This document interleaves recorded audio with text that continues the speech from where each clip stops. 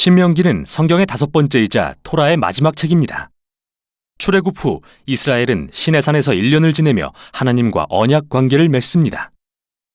출애굽 세대는 광야에서 끔찍한 여정을 겪고 결국 하나님이 아브라함에게 약속하신 땅으로 들어가기에 부적격 판정을 받죠. 신명기는 모세가 새로운 세대 앞에서 토라를 설명하는 장면으로 시작되고 여기서부터 이 책의 구성과 목적이 펼쳐집니다. 신명기는 모세의 설교 시리즈로서 그가 새로운 세대에게 하나님과의 언약에 신실하라고 권면하는 내용입니다. 책의 중심에 나오는 율법들은 하나님과 이스라엘 사이에 맺어진 언약인데요. 새로운 율법도 있지만 대부분 시내산에서 주어진 율법의 반복이죠. 이 책의 이름도 바로 여기서 왔습니다. 그리스어로 듀테로노미오는 2번째 율법이라는 뜻이죠. 이 율법들을 중심으로 양쪽에 모세의 설교가 배치되고 각각 2부분으로 나눠집니다. 그럼 자세히 살펴보겠습니다.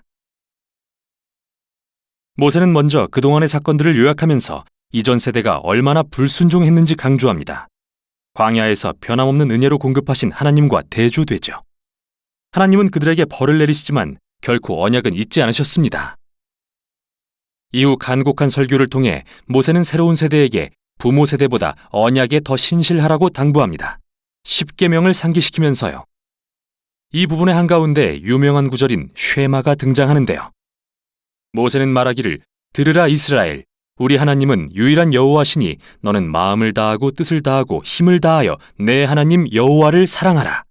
이게 유대교에서 매우 중요한 매일의 기도가 되고 이 구절이 신명기의 모든 주제들을 이어주죠. 히브리어로 쉐마라는 말은 단순히 듣다라는 뜻 이상의 의미를 갖는데요. 들은 것에 반응하다, 우리말로 순종하다라는 뜻을 포함합니다. 또 히브리어로 사랑이라는 말도 감정이나 느낌 이상을 의미하는데요. 사랑은 전심으로 하나님께 헌신하겠다는 결단이며 우리의 의지, 감정, 생각, 마음을 다해야 하죠. 이렇게 이스라엘이 하나님께 순종하고 헌신하는 것은 훨씬 큰 목적을 위함인데 율법에 순종함으로써 열방에서 특별한 민족이 될 것이기 때문이죠. 하나님이 시내산에서 말씀하신 것처럼 그들은 제사장 나라가 될 텐데요. 모세가 방법을 알려줍니다. 이스라엘은 율법을 지킴으로써 온 세상에 하나님의 지혜와 공의를 드러낼 기회를 갖습니다. 쉐마의 또 다른 핵심은 이스라엘이 유일한 여호와께 순종하고 헌신해야 한다는 건데요. 히브리어의 문자적 의미는 여호와는 한 분이시다이고 문맥상으로는 여호와만이 이스라엘이 예배하고 순종할 유일한 하나님이라는 의미죠. 이스라엘은 이제 가나안 땅으로 들어가려고 하는데 그곳은 태양, 날씨, 성, 전쟁 등 온갖 피조물을 대표하는 신들을 섬기는 곳이죠. 모세가 볼 때 이런 우상을 숭배하는 건 인간을 천하게 하고 공동체를 파괴하지만 창조와 구속의 이스라엘의 하나님을 예배하는 건 생명과 복으로 나아가는 길이었습니다. 이제 신명기의 중심에 율법 모음이 등장합니다. 크게 주제별로 배치되어 있는데 시작은 이스라엘이 하나님을 예배하는 법규입니다. 그들은 중앙의 한 성전에서 유일한 하나님만 예배해야 했고 가난한 사람들을 돕는 것으로도 하나님께 예배를 드렸죠. 예를 들면 모든 이스라엘 민족은 연수입의 10분의 1을 떼어 성전에 드리고 3년에 한 번 다른 10분의 1은 가난한 사람에게 주어야 했는데 이런 법규로 인해 이들은 고대 주변 민족에 비해 가장 정의로울 수 있었고 이는 모두 하나님을 예배하는 것과 연관이 있었죠.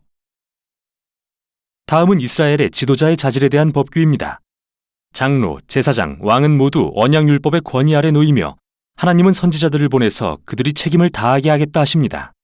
이스라엘 주변 민족들은 왕을 신성시하고 왕이 법 위에 군림했지만 이스라엘 지도자들은 율법과 선지자들의 권위 아래 놓였죠. 이후 상당 부분 이스라엘의 시민 생활에 대한 법규, 즉 결혼, 가정, 사업에 대한 설명이 나오고 사회 정의에 대한 법규, 즉 사법제도를 통해 과부와 고아와 이민자를 보호하는 방법도 소개된 뒤 예배에 대한 추가적인 법규로 끝을 맺습니다. 자, 율법들을 읽는 요령입니다. 먼저 기억할 것은 이 율법들은 시내산 언약의 조건으로 고대 이스라엘에게 주어졌다는 겁니다. 이 시대의 문화와는 매우 다르죠. 두 번째, 이 율법을 문화가 다른 현대의 법과 비교하는 건 도움이 안 되는데요. 오히려 이 율법이 이스라엘을 구별하고자 주어진 것인 만큼 당시 주변 민족인 아수르나 바벨론의 법과 비교해야 합니다. 그렇게 바라보면 가혹하거나 특이해 보이던 율법이 훨씬 더 명료해집니다. 이렇듯 하나님은 이스라엘에게 이전에는 없던 높은 차원의 정의를 요구하신 겁니다. 끝으로 어느 특정 법규에 담긴 지혜나 정의의 핵심 원리가 무엇인지 분별해보면 정말 심오한 뭔가를 발견하게 될 텐데요. 자, 여기 숙제입니다. 사도 바울이 바로 이걸 고린도전서에서 어떻게 적용하는지 보세요. 9장 9절에서 그는 신명기 25장 4절을 인용하는데 정말 흥미롭습니다. 모세로 돌아갑니다. 그는 모든 율법을 전한 후 마지막으로 이스라엘에게 하나님을 청종하고 사랑하라고 당부합니다.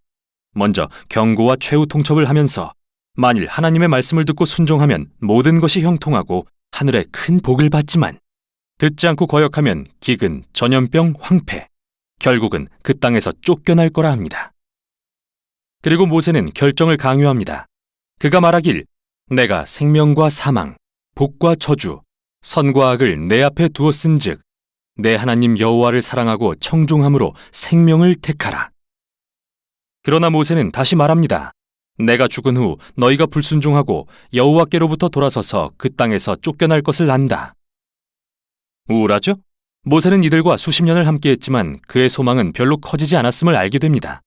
하지만 희망이 아예 없는 건 아닙니다.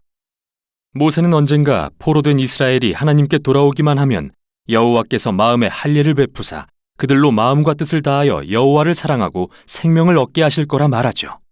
이 생생한 비유는 이스라엘의 마음이 근본적으로 잘못되어 있음을 보여줍니다.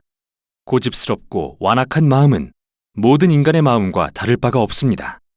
이 모든 게 에덴 동산의 반역으로 거슬러 올라갑니다.